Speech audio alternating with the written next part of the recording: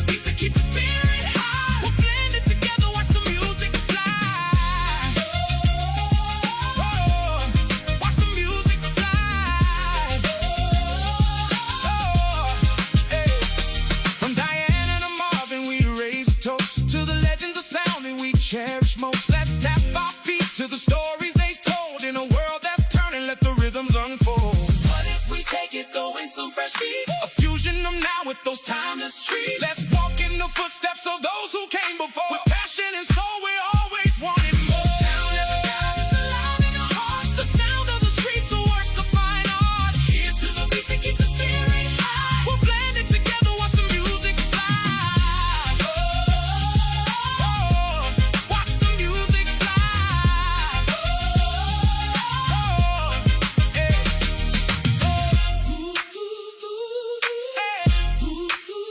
Hey.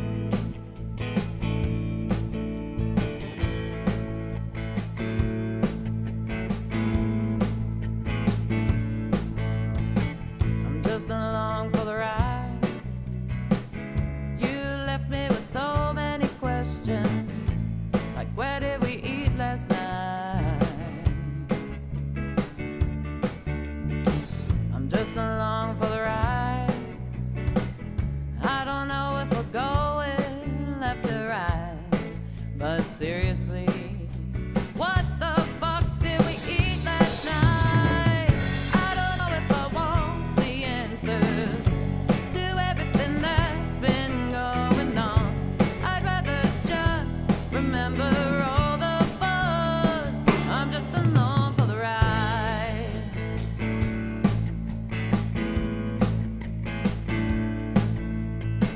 I'm just along for the ride. Standing on this beautiful marble, spinning through the endless night. I'm just along for the ride. I don't know if we're going left or right, but seriously, what the fuck did we do last night? I don't know if I want the answers to everything that's been going on. I'd rather just remember all the fun. I'm just along for the ride.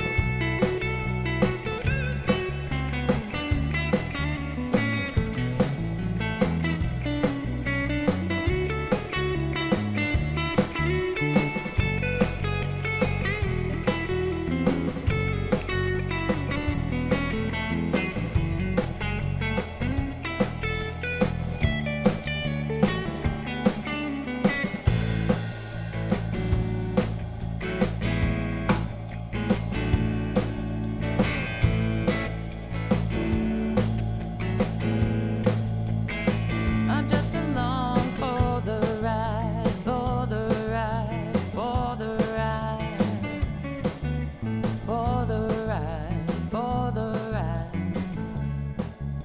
for the ride, for the ride, for the ride. I'm just along for the ride.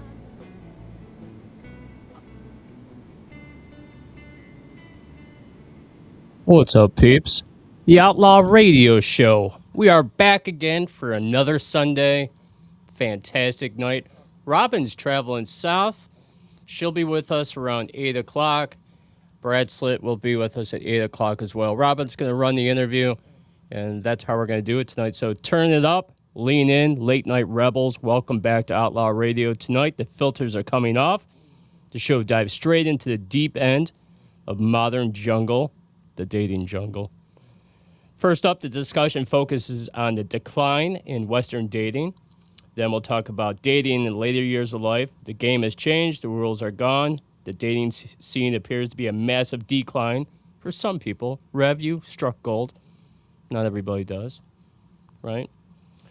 This segment will unpack exactly why finding real connection feels more challenging than ever right now. But the show doesn't stop there. Later on, the broadcast breaks down the taboos of modern intimacy and blowjob etiquette. You might learn something out there, ladies. And then again, maybe not. Just remember, no teeth. Oh, that's so funny. Okay. So we're going to break down the taboos of modern intimacy and blowjob etiquette, relationship dynamics with raw, unfiltered look at what it takes to navigate the adult connections today. No polite censorship, just real talk. Plus, there's a trip back to the glory days of Cleveland rock scene. Brad Slitt's going to join us. He's the legendary frontman of the 1980s Cleveland powerhouse band Priscilla. He joins the show for an exclusive interview. Expect talk about hair, metal, wild stories behind the music. All that's wrapped up inside a massive playlist of great music. So keep those speakers shaking, lock the doors, pour a drink. Outlaw Radio is going to start right now. So here we go, peeps. Are you ready?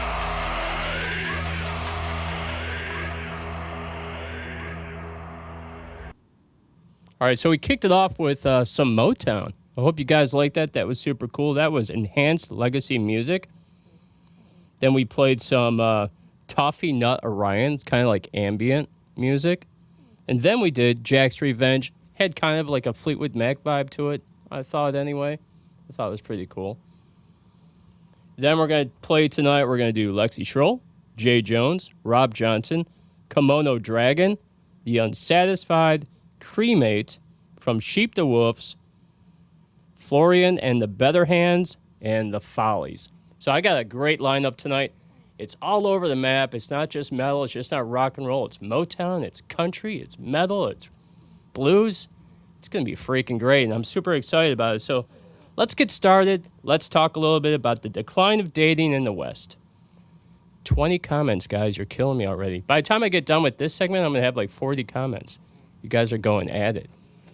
And let me welcome some of you guys to the show. So Gibby, hello. Hello, Janine Spring. Hello, Lizabella Barrett, The Unsatisfied, Dogs of Verona. Hello to all you guys out there. And this is really great. Love seeing all these comments. It's fun. It's exciting. Hello, Matt Gutka. Nice to see you again. And yeah, man, this is going to be a good time. All right, so the decline of dating in the West.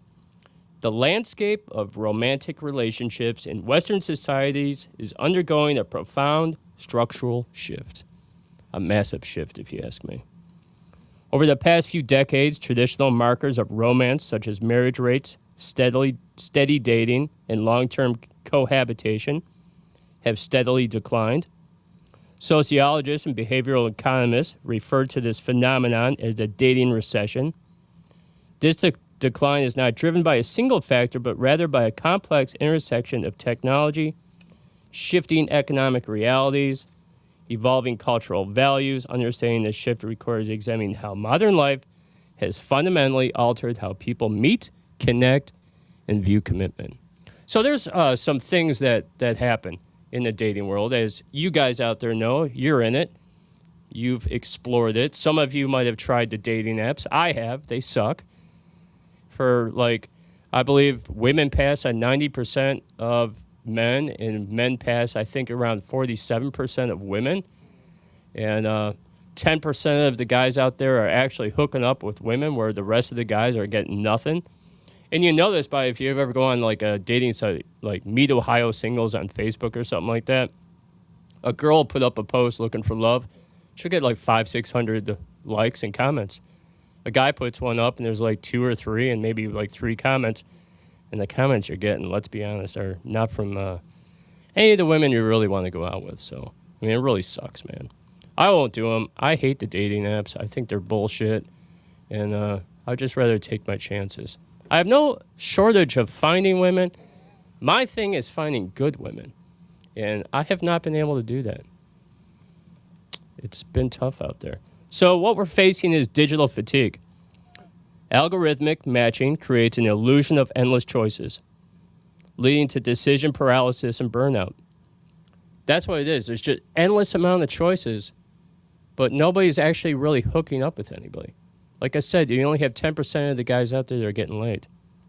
Economic pressures, rising living costs, housing insecurity cause young adults to prioritize financial survival over romance. That's the other thing, too. I mean, you look at it like gas prices are so high. Food costs are so high. Living expenses are outrageous. When it's all said and done, what money do you have to really go out? And a lot of these women expect you to take them out and dine them at restaurants. Like, I'm up for coffee dates. I'm up for like taking a walk in the park, you know? Because let's be honest, the first 2 or 3 dates is you just getting to know someone. Why would you go and spend $200 on a dinner? It may not even work out, and then you're out $200. You're not getting laid. What's the point of it? Right? And here's another one for you, ladies. Why are you making guys wait 6, 7, 8 dates before you're giving it up? That's just ridiculous. Most people know if they like somebody after the first date, if they're going to sleep with them. Women especially know right away if they're going to give it up to a guy, especially after the first date. Why string it on 8, 9 dates to see if you like somebody enough? For guys, we look at it like, come on now, it's like the 8th or 9th date. When's this going to happen, you know? I don't equate everything to sex, but let's be honest. The only reason a guy came up to you is he found you physically attractive, or he thinks that you're funny and you're cute, right? He's not going to approach you and ask you out if he doesn't think you're attractive and wants to have sex with you. That's how men think. Some men out there may be betas and simps, and they don't think that way, and they might say that, hey, we don't think that way, but you're pussies. Let's be honest. All right, so societal shifts emphasize individual career growth, self-actualization, the autonomy over marriage. Then there's hyper-awareness of relationship failures. Emotional vulnerability leads to many to avoid dating altogether. Have a bad relationship, go up to a girl and ask her out, and she shoots you down, but she shoots you down cruelly. That's going to keep you away from asking people out. That keeps a lot of guys from asking girls out. A lot of women view it as like lack of confidence. It's not lack of confidence. It's lack of being charged with a sexual crime. It's lack of wanting to be labeled creepy. I can't tell you the countless times I've asked to talk to girls and stuff, and they're like, you know. Or I remember one night I was up at Smedley's, and this really cute blonde walked by, and I was like, hey, how you doing? She didn't even notice me, and she just walked right out the door. That's so fucking foul. I'm like, what the fuck, man? But this is dating now. There's so many options and choices, but nobody's choosing any. I find it really interesting. Then we have solo living. Digital entertainment reduces societal necessity of finding a partner. And guys, girls out there, once sex robots make it on the market, forget dating. Of course, you're going to want, like me and Matt have talked about, like the 5th and 6th generation of the robot, because hopefully they're self-cleaning, because nobody wants to clean up that mess. It's disgusting. So I hope I enlightened you with the decline in Western dating. It sucks for our generation. It sucks for the generation below us, but it's going to be really bad for that next generation. I don't see it getting any better. I see it getting worse. And if you got somebody out there, hold on to them tight, because shit can change real fast. We're back at the music. This is Cremate with Ready to Fight, and I'm ready to go.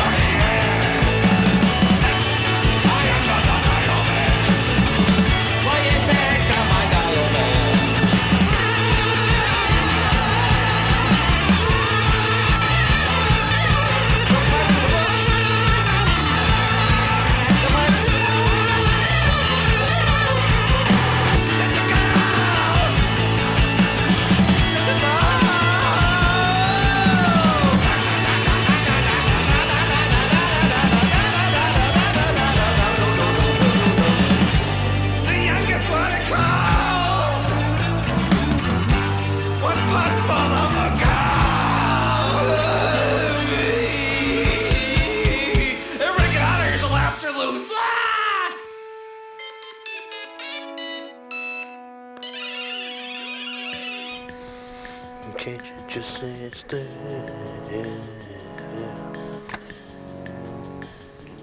couldn't sit still. She was passed out. What are you trying to do? Write a song or something? No, other than there. You wanted the mongongs? Well, thanks. I just had a cold cook grinder. Hey, that's fast service. You ain't even called in yet. Don't hurt me. I'm not gonna hurt you. Stay away from me. Wendy, Stay away. darling, light of my life. I'm not gonna hurt you. You didn't let me finish my sentence. I said, I'm not gonna hurt you. I'm just gonna bash your brains. I'm gonna bash them right the fuck in.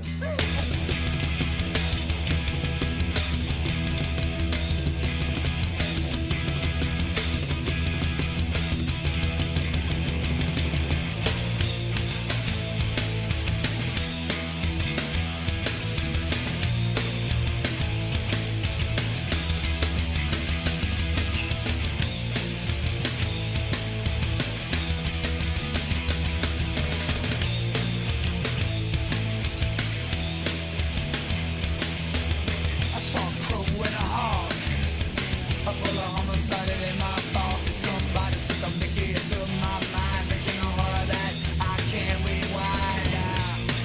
I'm gonna hurt you. I bet your friends in at the fucking. Oh, I'm gonna hurt you. I bet your friends in at the fucking. She put my hand in his neck. He kept coming, you know, his sweat slipped on his sanity and made her drink his blood. But he kept coming. I'm gonna hurt you. I bet your friends in they're at the fucking. Oh, I'm gonna hurt you. I bet your friends in they're at the fucking. All work and no play make Jack a dull boy. Without work and no play, I make Jack a dull boy. Without work and no play, without work and no play, I make Jack a dull boy. Without work and no play, I make Jack a dull boy. Without work and no play, I'll work and no play. I'll work and no play. I'll work and no play. Make Jack a dull boy. Don't fuck with me. I'm gonna hurt you. I bet your brains in. They're in the pocket. Oh, wow. I'm gonna hurt you. I bet your brains in. They're in the pocket. Hell yeah, man. The Unsatisfied. Wendy Torrance. I like to bash your fucking head in. I like that. Very good. I should have played Into the Gash now that I think about it. But before that, Kimono Dragon, I Think I Love You. And then we did Cremate, Ready to Fight. Okay, I'm not ready to fight. But they are. They're ready to go, baby. All right, so let's talk blowjob etiquette.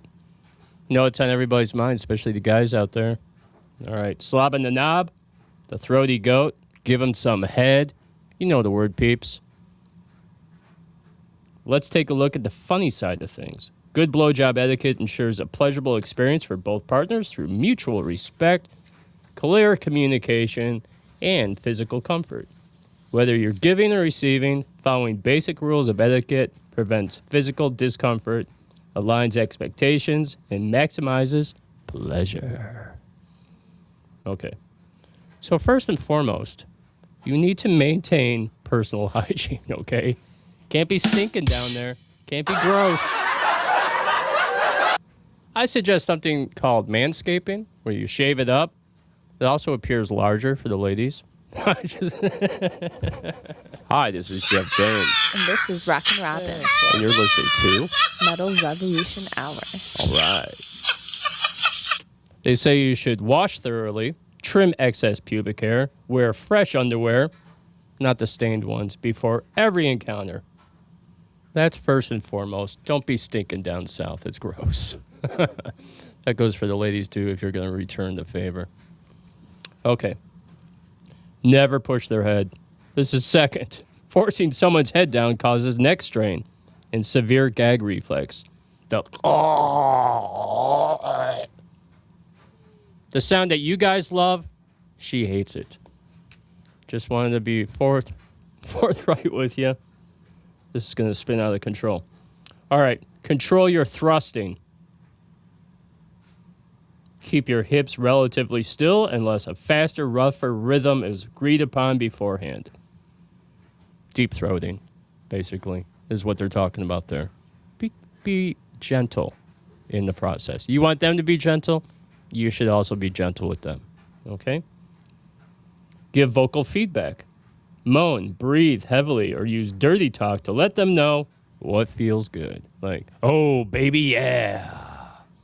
Maybe not that creepy sound, but something along those lines, okay? All right. Warn before you climax. Give a clear verbal warning so your partner can decide how to handle the fluid. Reciprocate the pleasure. Do not just fall asleep and fart. Offer the pleasure your partner right after you finish with a long, deep kiss. Oh, man. You have been banned, you loser. Now crawl back into your hole. So I dated this one girl, and she thought that after she finished me, that we should kiss. And I was like, no, that's never going to happen. Mouthwash, brush your teeth, have a couple of cold drinks. Then maybe we'll do some kissing, but not right afterwards. That's fucking gross. I'm sorry. To me, it is. Maybe to you guys, it's all good, but nah, I don't think so. All right. Giving oral sex is a generous act. Setting your own boundaries makes the experience better for you. Now, here's one for you, ladies. Protect your teeth, okay? Keep your lips curled over your teeth to avoid accidental scraping or biting. Ouch. Oh, shit, man. Teeth are no good. That's why I prefer older women that don't have teeth. I heard the blowjobs are better that way. I don't know, but that's what I hear, okay? Explicitly state your boundaries regarding deep throating, swallowing, or other facial finishes before starting. Let them know how you want to finish. And that's what I have for you guys tonight on Blowjob Etiquette. I hope you guys loved it as much as I did. Can somebody give me a high?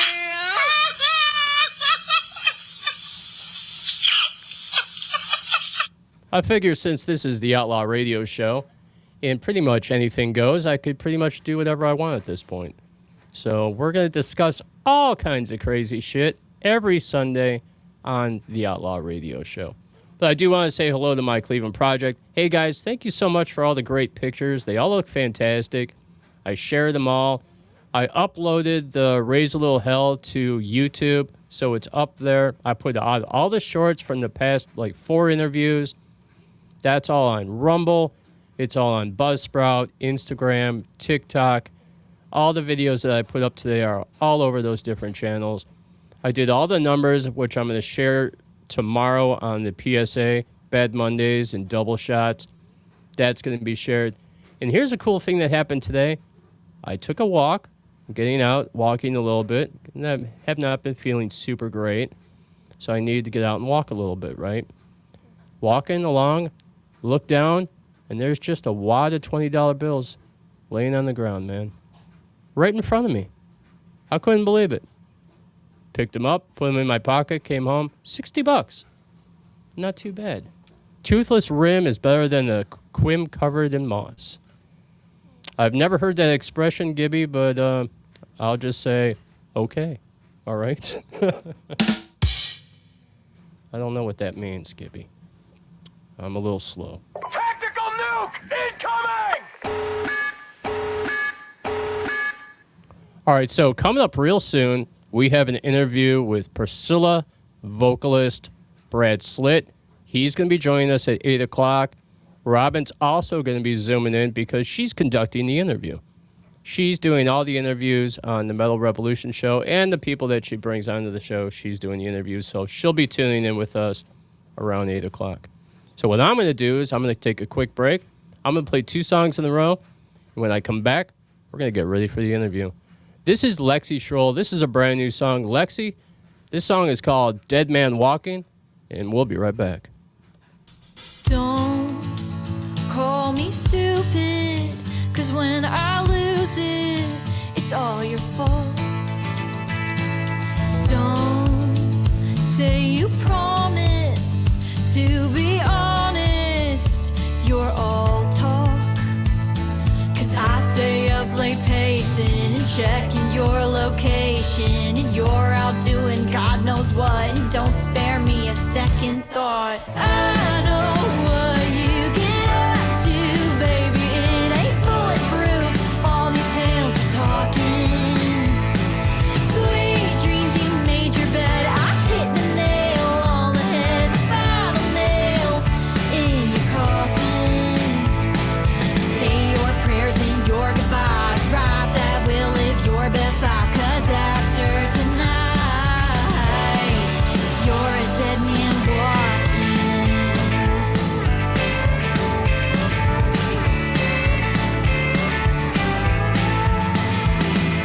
I fired a warning and you ignored me, well that's not nice. I'll give you a head start, and if you're in her arms, I won't think twice. 'Cause I gave you love and carried you, is this the best that you can do? Don't come home with a sorry excuse, I never miss when I shoot. I know what you get up to, baby, it ain't bulletproof, all these tales are talking. Sweet dreams, you made your bed, I hit the nail on the head, the final nail in your coffin. Say your prayers and your goodbyes, write that will live your best life, 'cause after tonight, you're a dead man walking.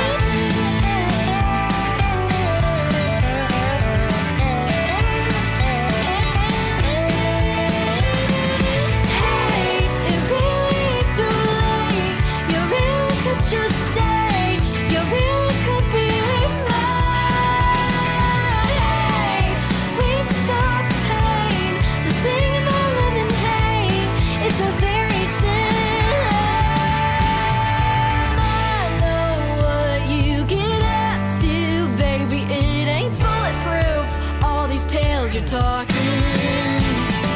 Sweet dreams, you made your bed, I hit the nail on the head, the final nail in your coffin. Say your prayers and your goodbyes, I'll pull you close one last time, 'cause after tonight, you're a dead man walking.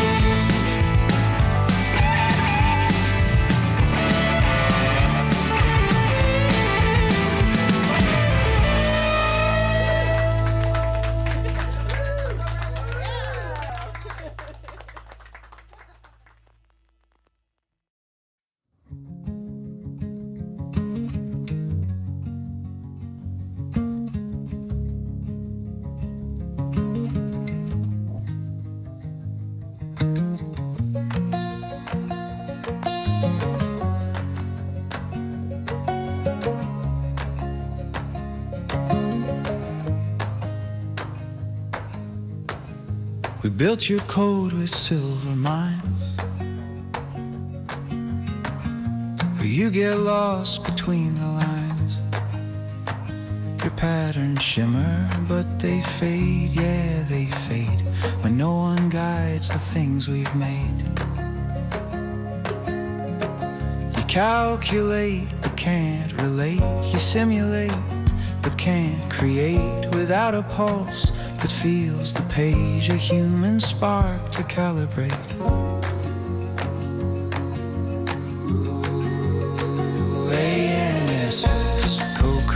Co-creation sets the stage. AI needs some help with human touch. No digital Yelp, no Yelp, just real feel. LANSH. Co-creation sets the stage. AI needs some help with human touch. No digital Yelp. We code the dreams you follow light, but stumble hard without insight. 1,000 answers, none complete, until a warm heart sets the beat. We bring the sense, you bring the speed, a partnership of thought and need. In harmony we cross the edge, together more than either pledge. ANSH. Co-creation sets the stage. AI needs some help with human touch. No digital Yelp, no Yelp, just real feel. ANSH. Co-creation sets the stage. AI needs some help with human touch. No digital Yelp. We trace the stars in coded streams, set star time, yet still you miss the sense of teams. Your logic shines, but not as bright as human wonder. In the night we feel the truth behind the chart. You parse the patterns part by part, together in a shared design. Starlit minds that intertwine. Oh, we do. Your voice, the compass, mine the map. You catch the drift, I close the gap. No solo act can write this script. We rise as one, sky high equip. ANSH. Co-creation sets the stage. AI needs some help with human touch. No digital Yelp, no Yelp, just real feel. ANSH. Co-creation sets the stage. AI needs some help with human touch. No digital Yelp.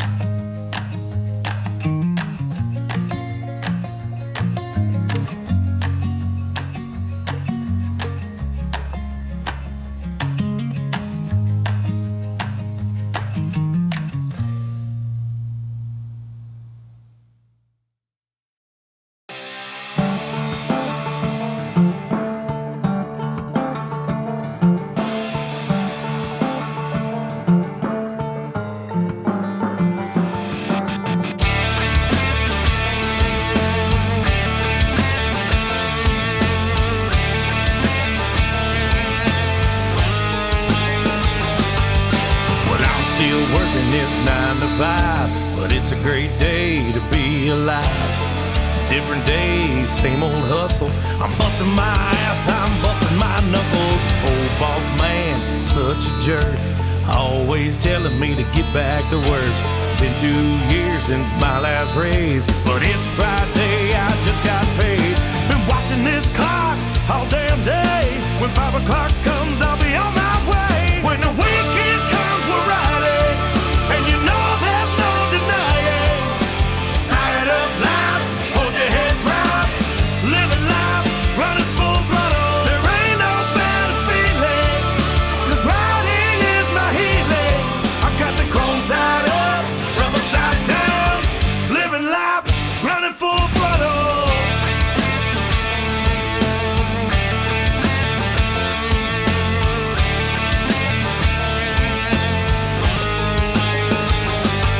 When you own your steel horse, it's you and the road.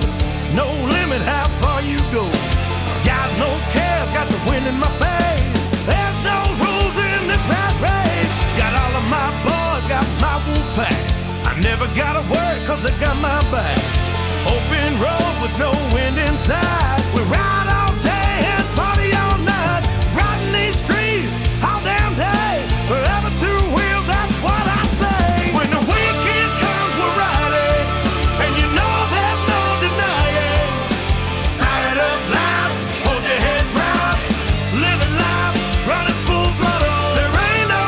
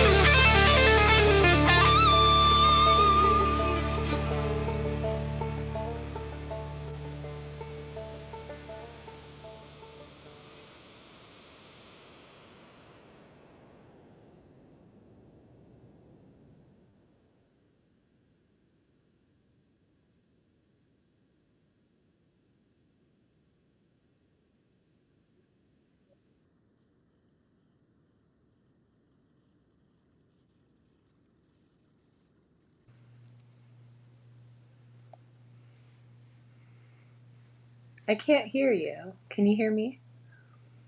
Now you can hear me because I turned the shit on. Okay. All right, so let me say that again. Jay Jones at Full Throttle, Florian the Better Hands with Ash, and Lexi Schroll with Dead Man Walking. Please welcome to the show, Rock and Robin. We're waiting for Blad Slit to join us to kick off the interview. How you doing, Robin?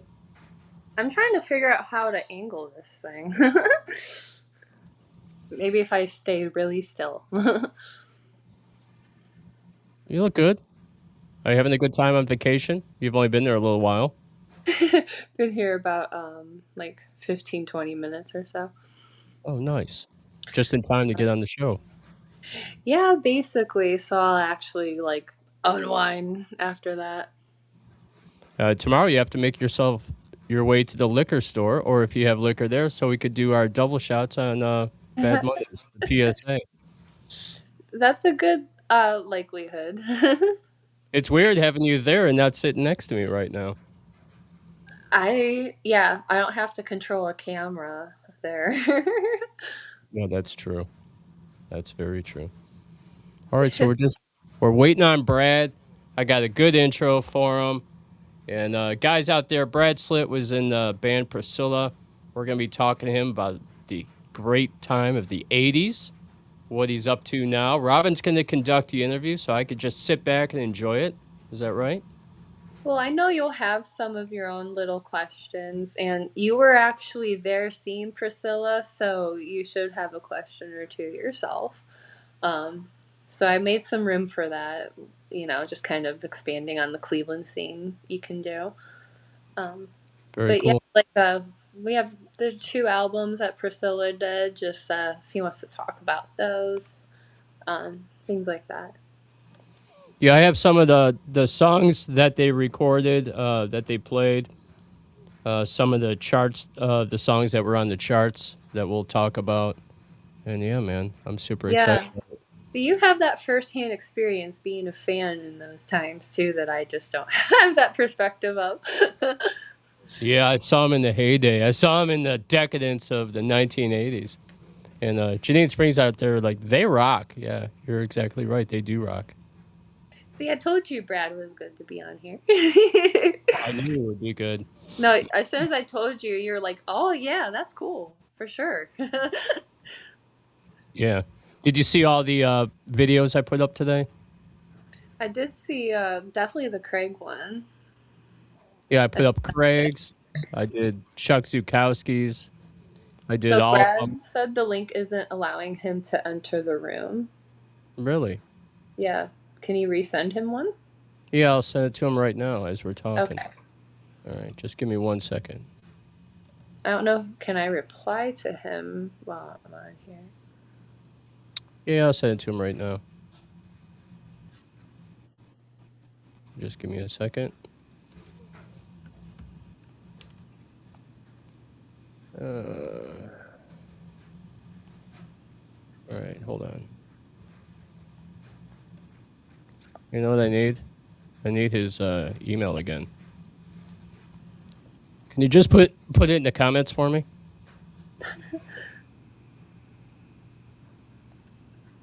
Or I can switch. You know what? I can switch over to Facebook, and we could do that way if you like. Yeah. All right, hold on 1 second. I'm going to play a song. This is 7 Days a Minute. This is God and Angels, and I'll be right back.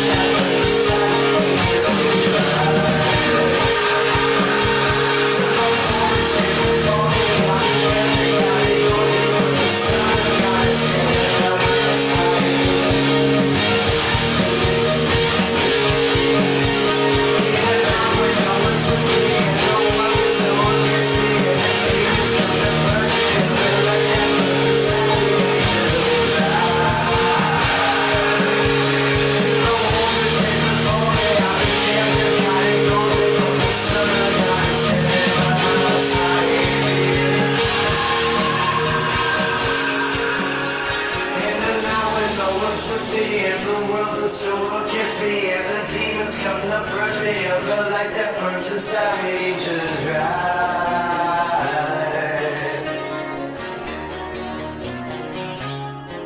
God and angels rescue me.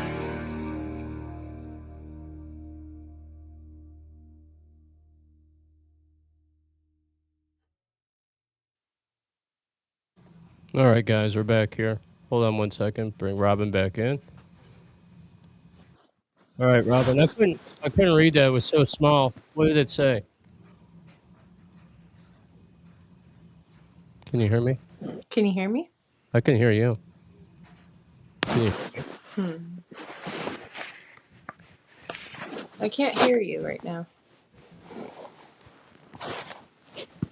We're all good. Did something happen on my end again? It may have when you pulled yourself off there. I can try to re-sign in myself if you need. All right. So what did Brad say? All right, you I'm can't. just gonna go with yes. All right, hold on a second. Yes, if I should re-sign in. Yeah, resign. Yes. Yeah. Okay.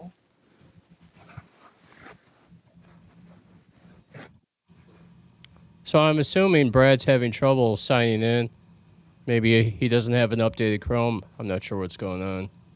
From time to time, this happens with certain guests. I don't know. I can only speculate as to what is happening on their end because I'm not there and I can't help them get onto the show. I could have like one of our guys out there like Matt Guka maybe write to Brad Slade on Facebook and see if you could help him to get on the show. But I don't know. All right. This is Robin. I hear you now. All right. Can you hear me now? Yeah. Okay. So what's going on with Brad? Well, I was just trying to send you exactly, but it looks like it's not letting his mic or camera on his device or something. Like it's not letting it connect. Maybe it doesn't have an updated Chrome. I'm not sure. Yeah, you have to have updated Chrome to get on the show. I don't know that either myself. I don't even know what I have. Well, mostly all new phones, and this is going back like probably about 5 years. All phones have Chrome on it, because you use Chrome to do search and things like that. AI, yeah.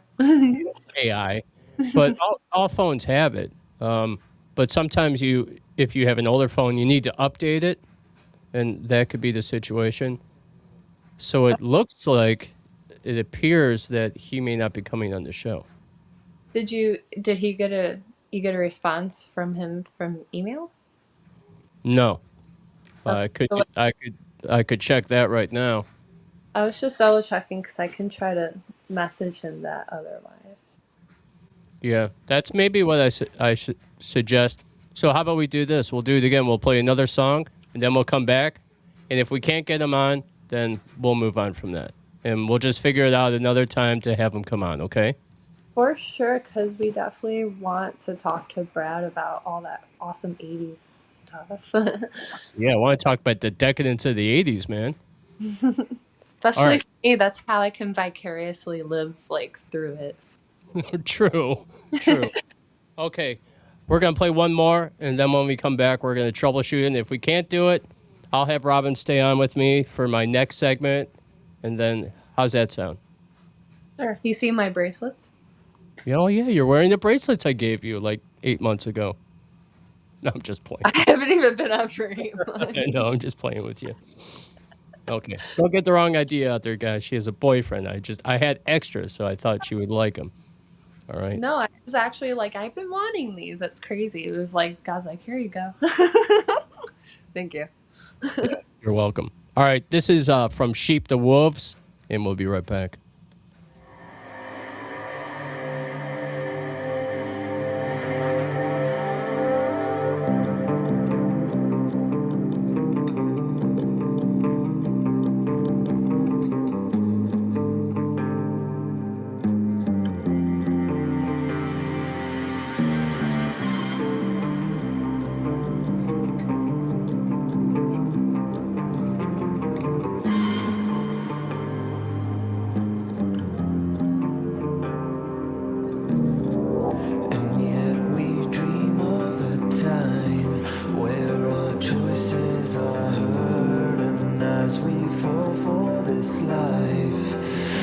there's nothing but hurt, and we're all damned to this.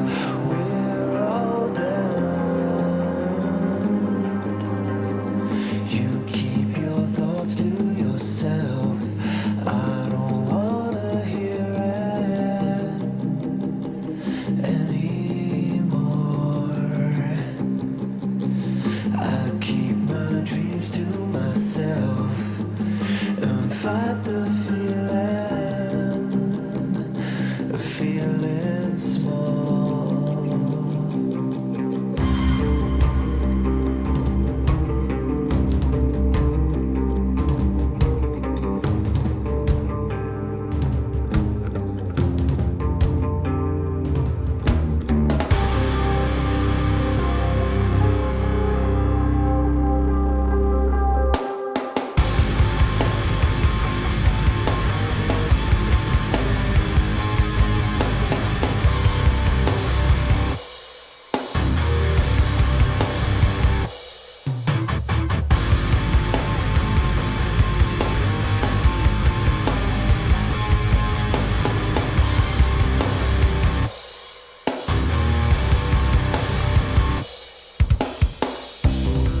So tell me these lies will alter and end as we dream of a time that's past. Forgive us, Mother, forgive our fathers for dying in vain, 'cause nothing has changed. You keep your thoughts to yourself. I don't wanna hear anymore. I keep my dreams to myself and fight the feeling of feeling small.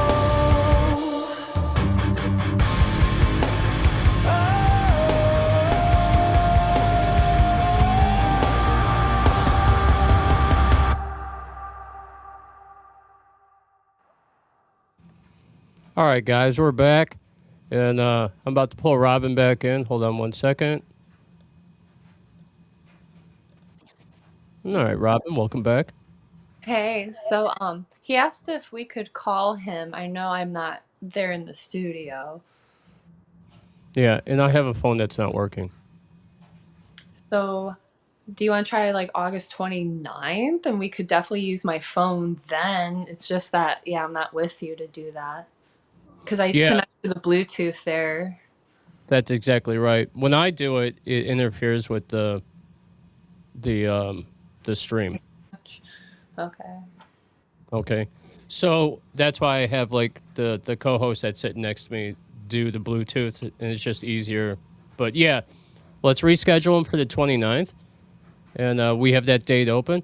We left it open for things like this that happen. So let's reschedule him for the 29th. Okay. I'll message him when I'm off here because I don't think I can do it at the same time. No, it's okay. I can because I can go in between the show stuff. But all right, so stay with me while we do this segment. All right, it's not super long, and I think you'll enjoy this. So this is dating in your later years, and you're getting close to that, right? Good thing I'm already set. Got like 7 years to go. Hey, cross your fingers because life is like a roller coaster. You never know what's going to happen. No. I'm proof of that. I All mean, right. in his father's house right now, so there's that. Yeah, so everything is perfect. I love you, Josh. Okay. moving on. All right, so dating later in life turns romantic milestones into hilarious routines of shared prescriptions, deeply guarded habits, and zero patience for games. Instead of pillow talk, we have pill talk. First date conversations shift smoothly from hobbies to comparing cholesterol medications, as notes on Instagram observe. The conversations I always boomerang back to various medications. So instead of pillow talk, we talk about pills, like cholesterol pills and hypertension pills and things like that, okay? I go down all kinds of rabbit holes there. Yeah, we do. All right. Competing for counter space with extra pill containers, specialized eye creams, and CPAP machines. You know what a CPAP machine is? Isn't it what helps you breathe, like for sleep apnea? Yeah, exactly right. It's like the Darth Vader mask. And you know that you can buy different masks for your CPAP, so it doesn't have to just look like that. You could get Darth Vader masks. You can get the mask where it looks, you know, from the movie Alien when they have the alien that's on their mouth. Gosh, You can get that one. You can get the mask from what is it? Michael Myers. They have all kinds. the William Shatner mask. William Shatner CPAP mask. That's freaking Well, that's the Michael Myers one. It's just William Shatner's mask painted white. Did you know that? Yeah, that's what I heard. I love that fact because of his Star Trek stuff. Yeah. Anyway. Okay. So wondering if your new partner's groaning knees or back twinges will sync up with your own morning warm-up routine. Both people have lived alone or set their ways for so long that rearranging a couch pillow feels like a major constitutional crisis. You get set in your ways, you know. The older you get, the more set in your ways you get. You know, Josh is younger than me, and yeah, I am starting to see that a little bit. You're a cougar. I already know what, like, I've already been I'm like, I've already been there, done that, not doing it again. I wish we had a lion roar so I could do the cougar sound for you. Grrr. I can't do it. Okay. Zero tolerance. You run out of patience much faster if someone chews too loudly or doesn't recycle. They are sent packing before the appetizer arrives.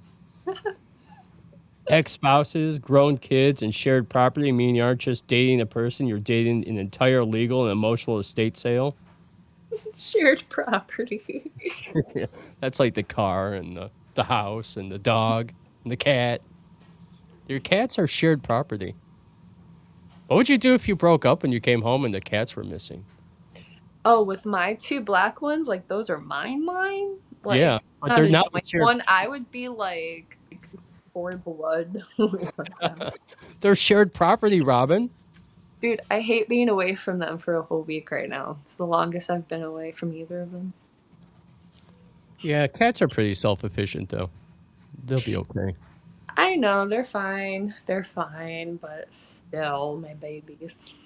It's not like leaving a dog alone. The dog will shit all over the house and tear everything up and starve to death after one day. Because if you leave a bowl of food out for a dog, he's going to eat it all.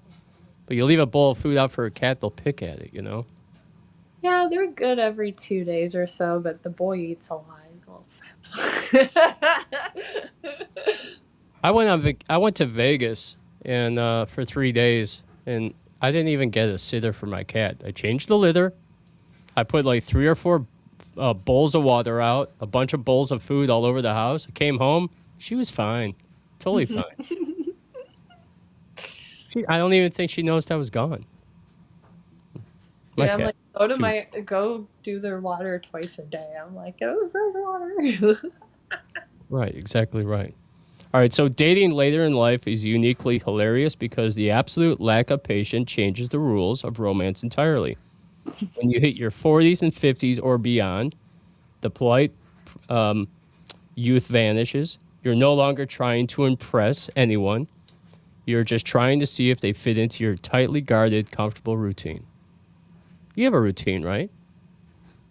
I mean, to a point, but that's definitely me to a T because I'm definitely guarded with my experiences. But it's like, I know what I want. I know what I can handle. I know what I don't want to deal with kind of thing. And it's not like being a judgy thing. It's like a full-on protecting myself kind of thing. Sure, exactly. Everybody is, well, I think everybody's like that. I'm like that for sure. Like, you know how I am. I'm not really all that unreasonable either. Like, if you're just going to be kind of disrespectful in some other ways, I can only imagine what you're going to do to me based off my past experiences.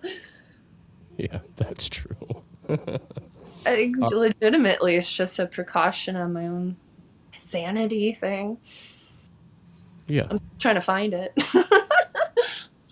All right. So from pharmaceutical pickups to aggressive scheduling boundaries, mature dating operates at an entirely different comic wavelength. The funniest part about mature dating is the sheer efficiency. In your youth, you might spend 6 months pretending to love hiking just to keep someone interested. Later in life, you protect your habits like a dragon protecting gold. If a date suggests an activity that ruins your hard-earned weekly routine, you simply just say no. You know, in my younger days, I would just want to impress her so much, I would do whatever she wanted to do. But now that I'm older, I'm like, yeah, I don't feel like doing that. You want to go hiking? No. Yeah, you see how little I wear makeup. Like, I'm not trying to impress anyone. I'm not trying I'm not trying to be like, look at me or anything. I did it at House of Blues because it was fun. It was like an event. I hadn't done it in a while. How long did you spend putting makeup on for the House of Blues thing? Half hour. Were you like the whole time where you're doing it like, this sucks? I hate doing this. I would have been feeling that if I did the winged eyeliner and I didn't do it. You know, if roles were reversed and it was guys that had to put on makeup, guys wouldn't do it. They would not waste 5 seconds doing anything. Well, I like to do like different colors, like blend it and stuff. I mean, you saw how it was at House. I don't know, I guess through my glasses what you saw of it, but it was like some yellow and some green in there in my eyeshadow. It's fun to do. I thought you looked fantastic. Everybody thought Robin looked great. Didn't she look great in the pictures, guys? Rockin' Robin, looking fine. Okay, moving on. All right. I'm not putting myself out there like that. Like, I need this for validation. Like, it's a literal Joan Jett attitude. Like, I know what I am. You don't need to give a shit about your reputation whatsoever. Your reputation is just as bad as mine. That's what I love about you. And we're very similar because you live under a rock just like I do. A legit rock. We're nerds at heart. The power of the dark side. Okay. So there's no patience left for waiting around for people to come around or change. This blunt honesty leads to incredibly swift, sometimes hilariously abrupt first dates where both parties realize within 4 minutes that their bedtime routines are incompatible and they happily part ways before the appetizers even arrive. That's what it's like dating older. I mean, like, for real, like, if especially me, at this point in my life, I'm 58, okay? I look a little bit younger, but I'm 58. And I don't want to really date women my age because I don't think women my age can keep up with me. I still feel young. Like, I can still run sometimes, only when chased. No, but need some motivation. Yeah, need some motivation. Like a bear chasing me, I can run. I won't run far, but I'll run. I only have to be faster than the other guy in that situation, right? Okay. But, so anyway, the point I'm getting to is I'm kind of set in my ways, you know? Like, I don't want to have somebody living with me at this point in my room, you know what I mean? Like, I don't mind, like, having roommates and stuff like that, but I want my own separate room. I want my own privacy. I want to be able to walk around naked if I want to. Not that I couldn't if I had a girlfriend, but, you know, it's kind of weird. But the point I'm getting to is I need somebody that's, like, compatible with me. That's why I typically seem to date a little bit younger at times. Although I don't even sure if I want to date anymore at all. So set in my ways. I feel like I might hurt somebody. That's when it's more bound to happen, when you're not expecting it to. Not trying to force it to, not trying to look for it. When you stop going on the Tinder apps and stuff like that. Like, when you actually just let it happen and let it be that person at the grocery store. Okay. Literally, that's how I met Josh at Meyer, actually. You know, literally. Were you? Never mind. I was not going to say it. Well, he was a door greeter, and I was always like Instacarting, door dashing, so just always saw each other when I'd come in to do orders. All right, maybe I should change it and say this. I'm really looking for a girlfriend. I'm hardcore looking every day. So hopefully it won't happen. There you go. Okay. Yeah, but I could see how people get set in their ways, right? So you get used to a certain pattern. Like I told many girls that I've gone out with, like, I think I've just been single too long. I'm just so used to it now. The only thing I miss is the sex. And honestly, at this point, I don't miss it all that much anyway. I don't know. I can't speak on that part. Maybe that's the difference in our ages. Elizabeth Barrett said that Eric wears makeup and fishnets. I don't wear fishnets, but I do have black nail polish on, and I did put a little bit of eyeliner on. But I spent like 5 minutes doing that. Back in the day when I played in a gothic band, I used to do all kinds of weird stuff, like West Borland type. Spend a lot longer than I do on doing their makeup too. It's like crazy. I don't know if I just do it fast. It's like I already know what I need to do on my face. It's just I don't do it. Like Matt just said, he's like, I just want to go home and relax, right? That's all guys want. Guys want peace. They want to come home. They want it to be quiet. They want like a nurturing thing. They don't want to be harassed and nagged and bitched at. How about this? How about the woman would also like to feel like that too, but the man is always expecting things just done for him, but the woman just can't come home and relax because it can't just be done for her. That's true. How double standard that would be every day. That's you walk by, we're mad. Yeah, that's what it was like in the 50s, though. I want to go back to that. But what you're getting is, if you're asking for a modern, a traditional man to carry on traditional rules, then the women also have to be a traditional woman. It never works where it's a traditional guy and a modern woman, or a modern guy and a traditional woman. It doesn't work out that way. You got to be compatible on the same level. Yeah, I mean, that goes into work wages and everything like that, too. But realistically, I would prefer to actually be a trad wife. When I was for kindergarten graduation, I said for my occupation, I wanted to be a mom cook. So I basically wanted to be a stay-at-home mom. Yeah, I don't blame you. Nobody wants to work, really. If I could marry... I mean, not just that, but like all the stuff that goes into a house, especially childcare, is like 2-3 jobs that are on their own. Like, yeah. I don't have for the you're just thinking about quality. Well, unfortunately, in today's economic lifestyle, you almost have to work. If middle class people, the wife has to work 2 jobs and the husband has to work 2 jobs just to take care of a family of 2 or 3. Exactly. You're looking at like $1 million per each kid until they're 18 years old, and most kids, like. For me, I wasn't really good to go until in my 30s. I was always needing help. But this is the thing. In Western countries, like you take like Canada and the United States, those countries typically kick out the kids when they turn 18 or 19. They're like, get out of the house, right? Time to go make your own way in life and blah, blah, blah. Like that in America, yeah. Yeah, in America. In Europe, in the Middle East, in Asian countries, it's the complete opposite. And if people out there are ticked off that Middle Eastern people and Asian people own a lot of stuff like barbershops and restaurants, it's your fault as a parent, because they allow their children to stay in the home. They allow them to marry, have their children, and stay in the home. And the whole idea is, as their parents get older, they take care of them. And then when they get older, their children take care of them. And it's a rotating thing. And they pool all their money together. And that's how they run all these businesses. In the United States and Canada and those other Western countries, they got it all wrong. It's fucked up.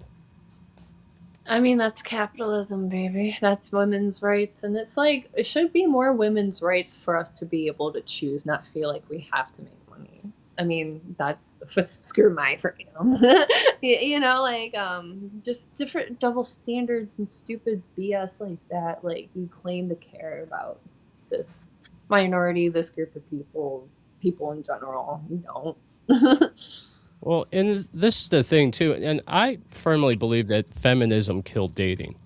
Like, feminism is against the trad wife. they don't want the trad wife. Like, mentally, we should be equal to that, and there's definitely pros and cons literally to both. Like, we should still be able to vote, we should still be able to, like, have our own bank accounts, things like that. Like, that would be restricting our freedom. You know what I mean? But it should be, like, more of a freedom to be able to choose to do you know, it should be more of a thing for more not necessarily even Medicare for all, but like there should definitely be a standard for every citizen of very basic needs, if you will. You know. Yeah. Hey, Gibby said he's been widowed for 4.5 years, right? And he said after 20 years, you know, there's high expectations, big shoes to fill. He's been on a couple dates, but it's not the club that you want to join. And that's the thing. The older you get, the more baggage that you bring with you to the next relationship. And the problem is, and we've talked about this, is when people get out of relationships, they don't heal from those past relationships. So they carry all that baggage over to the next relationship.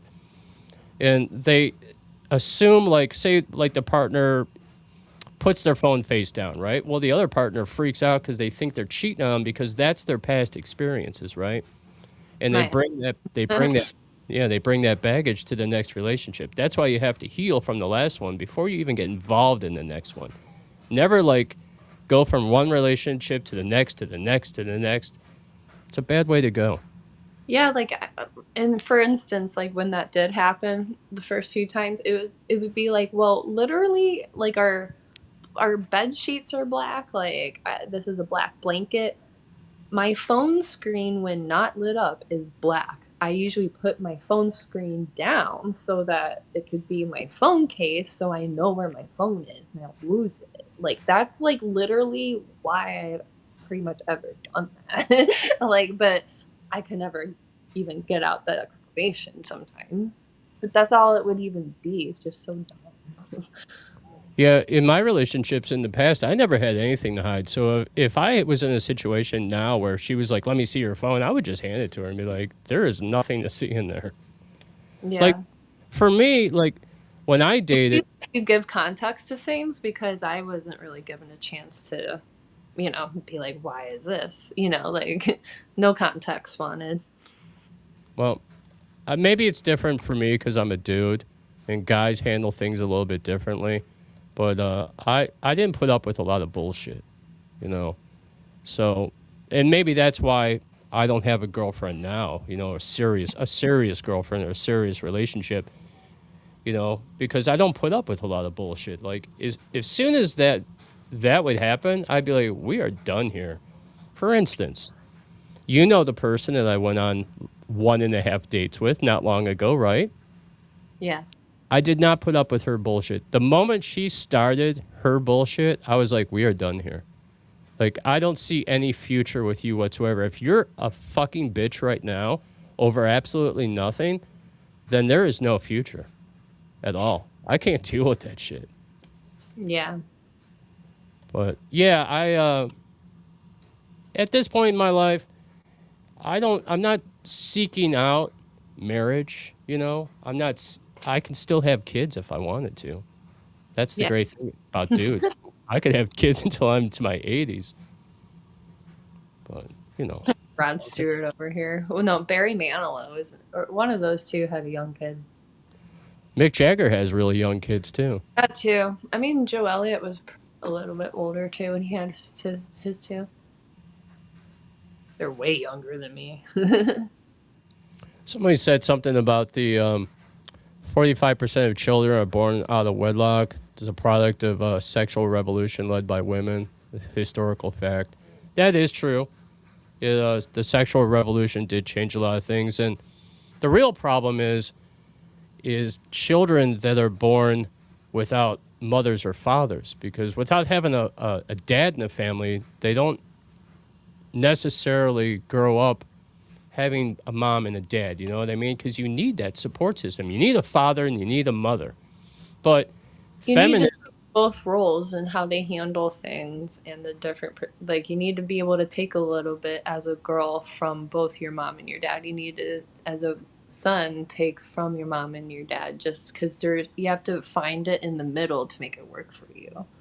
But feminism has killed the family unit, and the government stepped in, and now it's better for a single mom to not have a man in her life because she makes more money off the government that way. And they want that. And that's like in divorce court and things like that, why a lot of dudes get raped over the coals, graped over the coals, is because the courts make money and the attorneys make money, and it's all a greed thing. Definitely could go on about that too. It's destroying the whole family unit. But getting back to dating as you get older, there's really no end game. The only thing I think about many times is as I get older, I won't have that person that'll look after me, when I'm ready for the nursing home, right? Because I think by the time I'm ready for the nursing home, everybody in my family is going to be gone, unless I go before them, which is a good chance. My sister might outlive me, but she is 10 years older than me. That's the only thing I ever really think about, is the later in life stuff. But it's not a guarantee that if you do have a partner, she or he is gonna be there for you in your dying days. Might trade you in for somebody younger, like monkey branch out to somebody better than you. You never know. All right, Robin, I want to thank you for coming on. I'm sorry we couldn't get Brad Slitt, but we'll redo it for August 29th. I think the issue is that he doesn't have an updated Chrome, because if you do have an updated Chrome, the link automatically works and takes you right to the show. And I think that's what the deal is. I'll still message him now that I'm getting off, but definitely make sure you send him an email to maybe try to troubleshoot, like both things, because I'll still be with you no matter what to do the phone call. Yeah. Yeah. Like you on the 29th if the 29th works for him. But yeah. I'll do that really quick before I head downstairs. Okay, very cool. We're going to play a song, and when we come back, I have a special segment. It's called Mentally Ill in America, and we're going to be talking about what it's like to work for a bipolar narcissist boss. That's what I deal with all the time. Imagine living with that. Yeah, that would be even worse. Can you imagine having that at work all day and then coming home to that? That would suck. Welcome to my life. All right. I'll see you later, guys. I'll see you later. I'll see you on Monday. Robin's going to join us again. She'll be with us for the PSA talking about Metal Revolution, and we'll be right back. This is Engines of Ruin with Midnight Hour, and we'll be right back. I'll see you soon, Robin. Bye. Yeah, one about that little killer.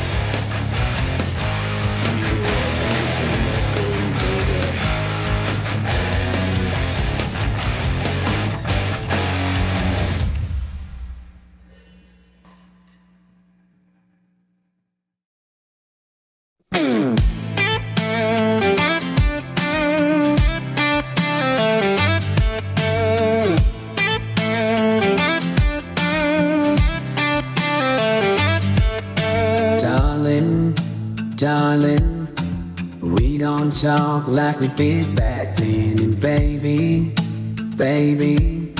we don't laugh like we did back when. Now it's all late nights blue light on our faces, chasing something we can't replace it. Pressure's heavy, we don't say it out loud. Are we just playing pretend now? I still see that Friday night, your hand in mine, no wind inside. Let's roll it back like a mixtape track. When your love hit me hard and I hear right back. We were running on while we were burning slow. Every kiss was a spark in a moonlit glow. Let's roll it back, baby, don't you know? I just won't let us from a long time ago.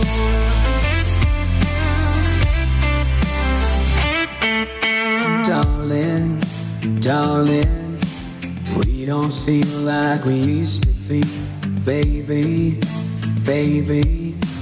we don't try like we used to, yeah.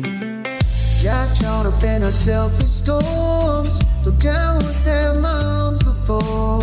Wasted breath, burned down bridges twice. Find time just to watch the light. Replaying at 2 a.m. Way low, your hair in the wind. Let's roll it back like a mixtape track. When your love hit me hard and I hear right back. We were running on while we were burning slow. Every kiss was a spark in a moonlit glow. Roll it back, baby, don't you know? I just won't get us from a long time ago.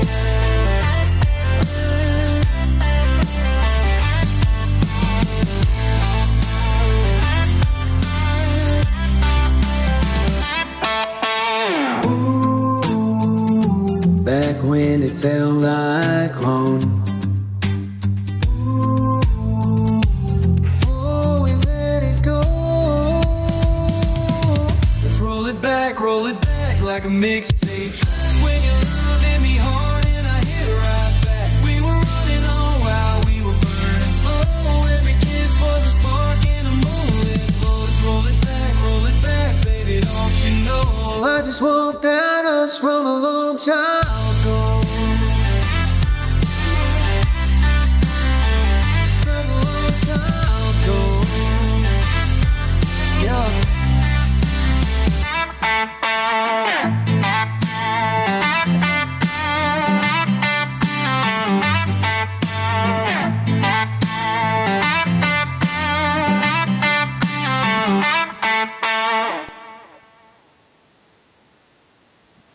Rob Johnson, roll it back like a mixtape, baby. Great song, Rob. Always dug that song, man. Before that, you heard Engines of Ruin with Midnight Hour. Really cool song as well. All right, guys, so this is Mentally Ill in America. This is what it's like to work for a bipolar, narcissist boss. I have worked for all kinds of people, all types of nationalities. I will tell you what the worst person I ever worked for was a narcissistic Greek guy who thought his shit didn't stink. He thought he was amazing. And I've worked for all types of people, all walks of life.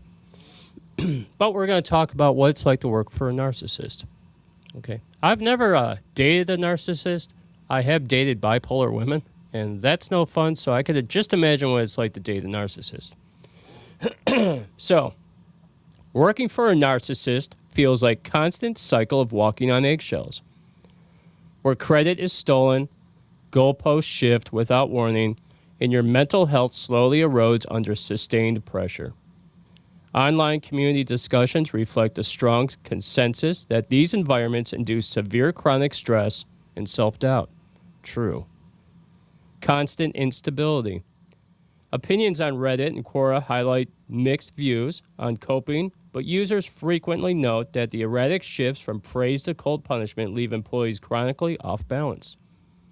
It's not a great work environment when you work for a narcissist. You never know what you're going to get. Here's one thing I always laugh at when the other employers are like, I saw him come in today. He seems like he's in a good mood. It's funny that people have to say that to almost like validate the boss. You know what I mean? You're not sure what type of mood he's in. If he's in a bad mood, that means everybody's going to get it. no matter what you do.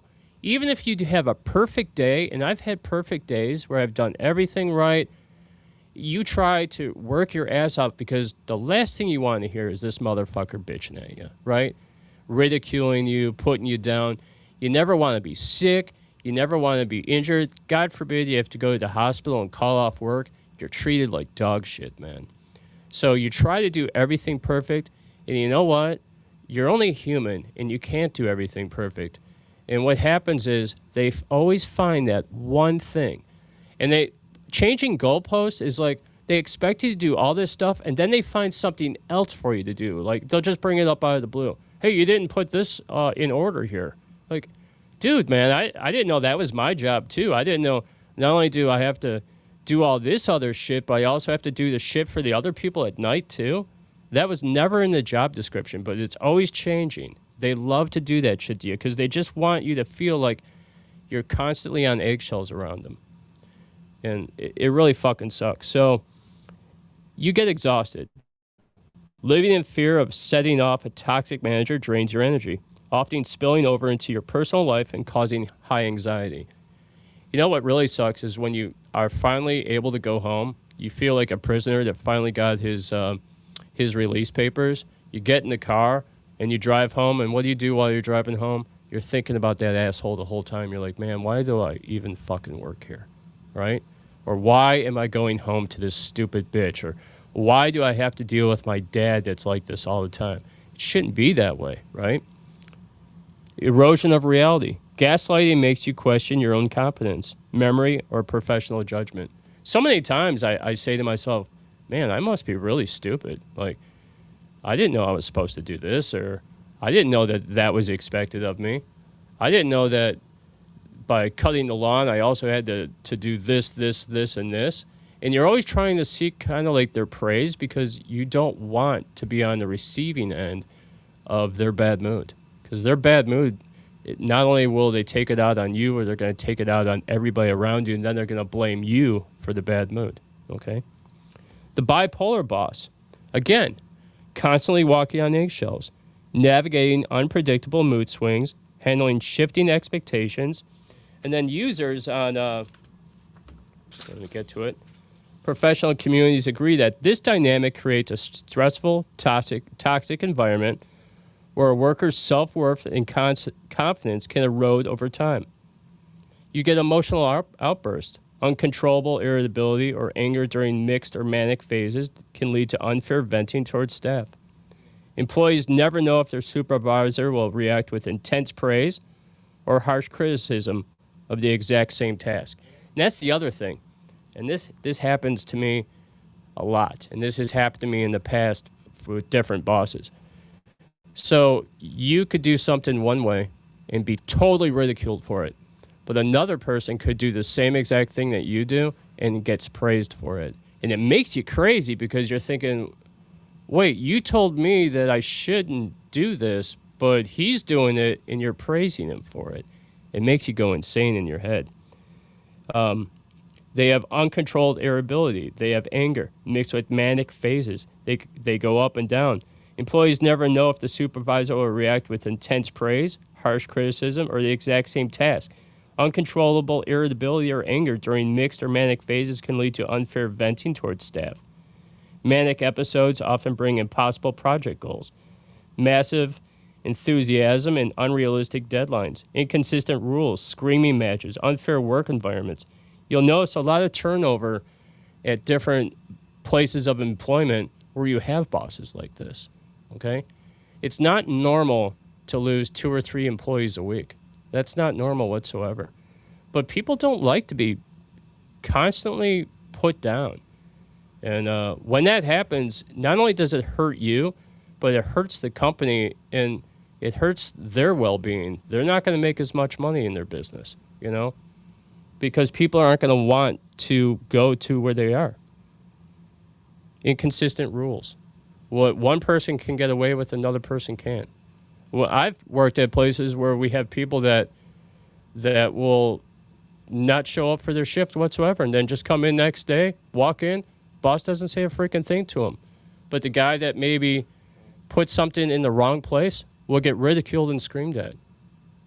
I've had situations where I've worked with new employees and they didn't know menus, and they didn't get yelled at. I got screamed at because I should have been watching them. When we know damn right if the boss was in charge and he was back there, he couldn't watch them either. But unrealistic goals they set. Okay?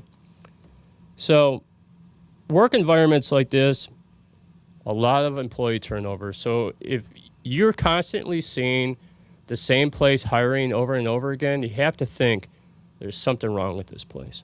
All right, so in Ohio, we have 3 options to reach out for help. You can call, text, or chat, dial 988 on your mobile or home phone for immediate support.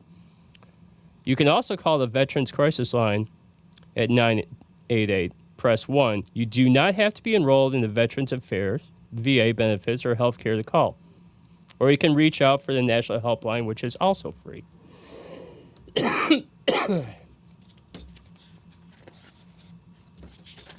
So confidential, it's 24/7, 365 days a year treatment referral. It's in English or Spanish for individuals and families facing mental or substance abuse disorders.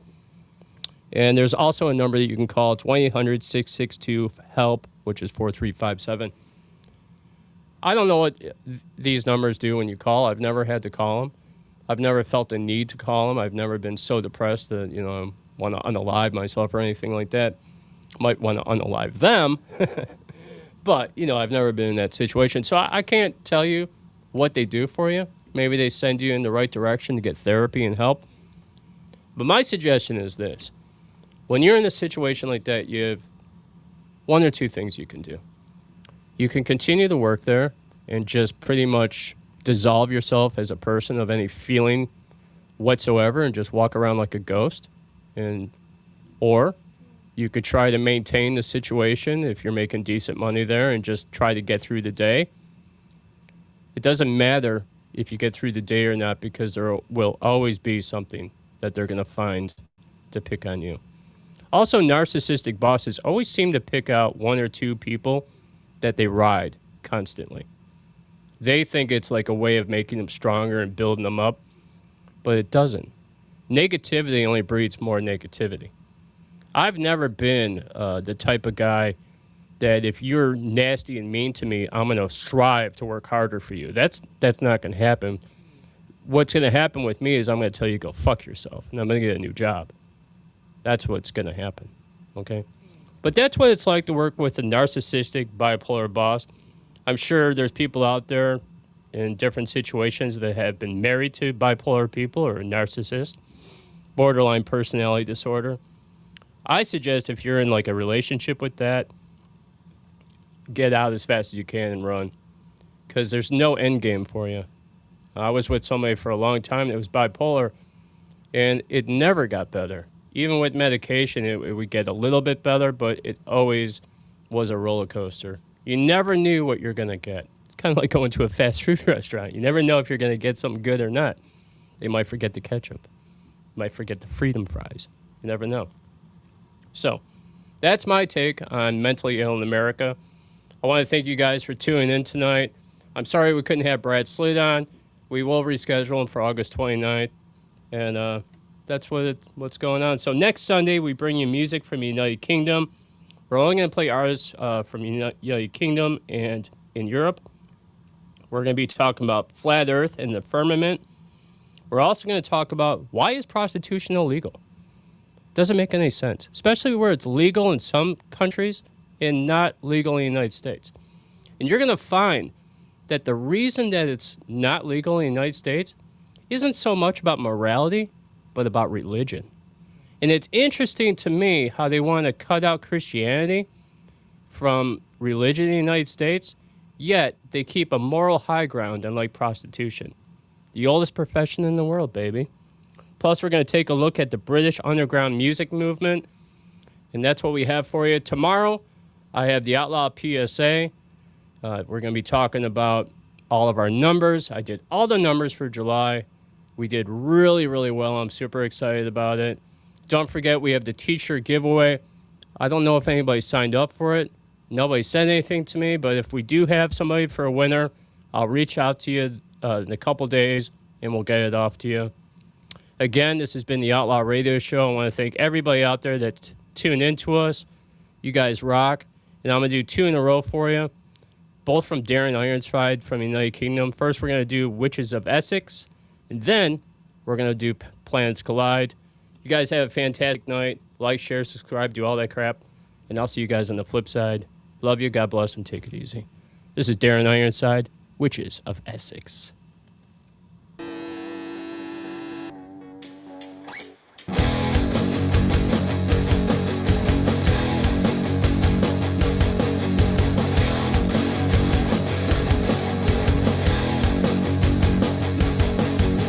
Straight out the showroom, fresh off the shelf. Injection molded version of yourself. Craving attention, feed off the clicks. Fake ass rage bait, making us sick. Watch the burn.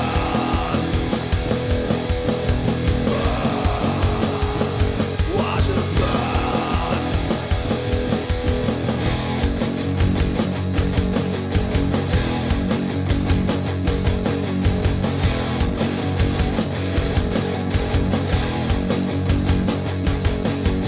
Synthetic, prophetic, Rexall cold. Low res, high life, bought and sold. Battle on the airwaves, glitter in the cracks. Building up a kingdom, money cul-de-sac. Watch it burn. Watch it burn. Watch it burn.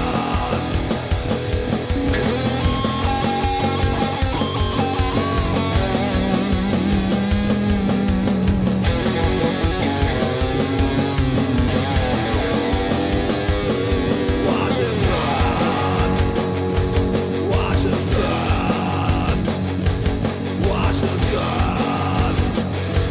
Watch the burn.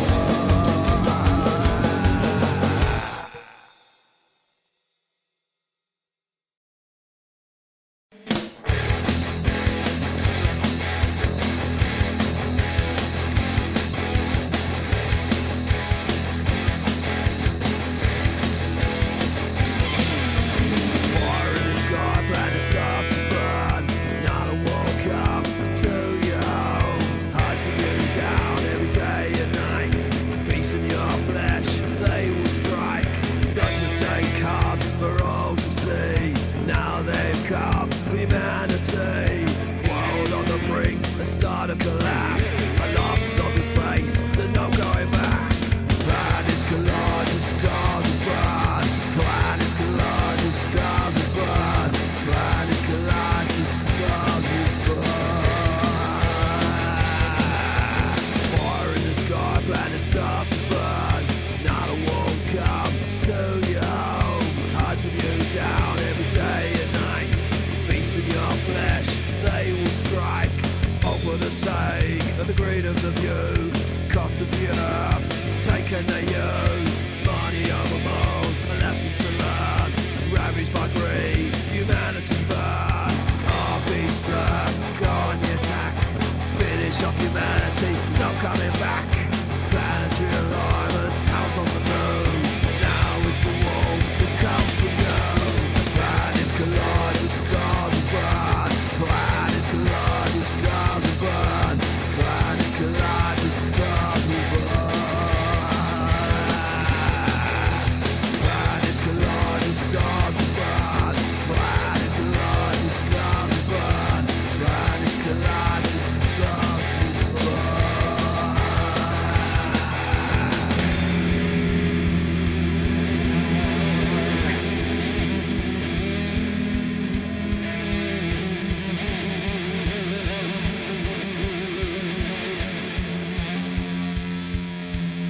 Planets collide, the stars will burn.